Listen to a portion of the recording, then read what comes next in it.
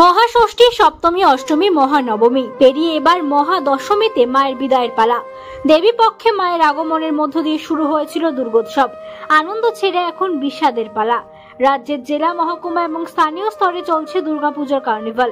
মা দুর্গা তার সন্তান লক্ষ্মী, গণেশ, কার্তিক এবং সরস্বতীকে নিয়ে ধরাধাম ছেড়ে মর্তধামে গমন করতে চলেছেন। পুজো মণ্ডপ থেকে প্রতিমাকে নিয়ে নিরঞ্জনের পথে রওনা দিয়েছে সার্বজনীন পুজো কমিটিগুলি।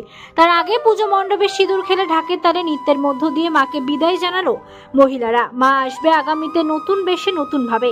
সকলের সমৃদ্ধি, সুখ, শান্তি বয়ে আনবে মা। এই প্রার্থনা নিয়েই মাকে বিদায় জানালো এলাকার দুর্গা মায়েরা। বাগদার চরমণ্ডল সুকান্ত ক্লাব ৬২তম বর্ষে স্বপ্নপুরী নির্মাণের মধ্য দিয়ে কয়েক লক্ষ দর্শনার্থীকে মণ্ডপে পুজো দেখতে চুম্বকের মতো টেনে নিয়ে এসেছিল। বাদ যায়নি অন্যান্য পুজো মণ্ডপগুলিও।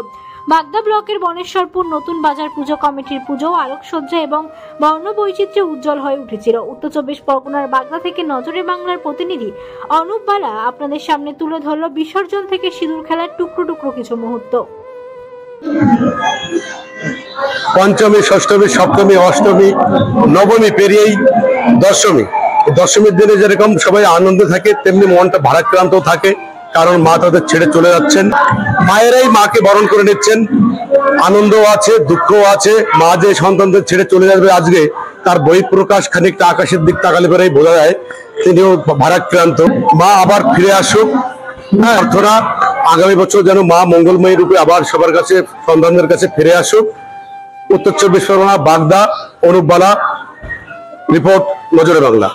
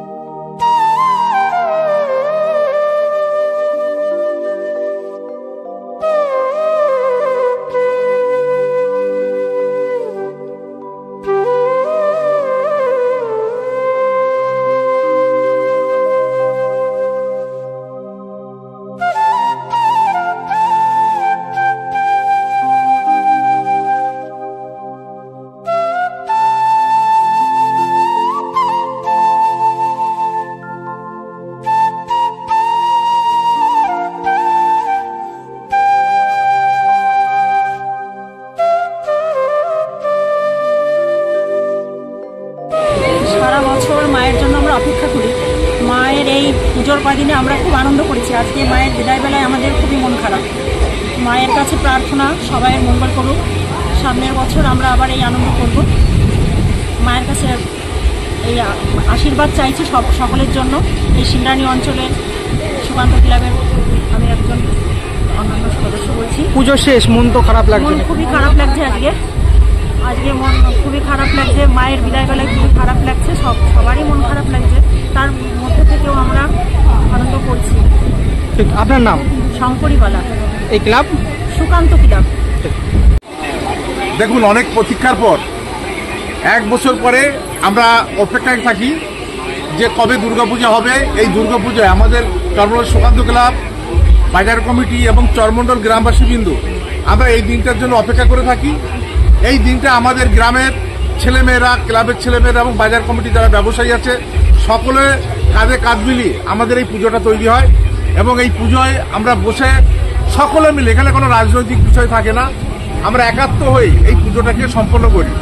এবং আমরা বিভিন্ন সময় প্রত্যেক বছরই এখানে আমাদের পুজোটা একটু অন্য ধরনের হয়।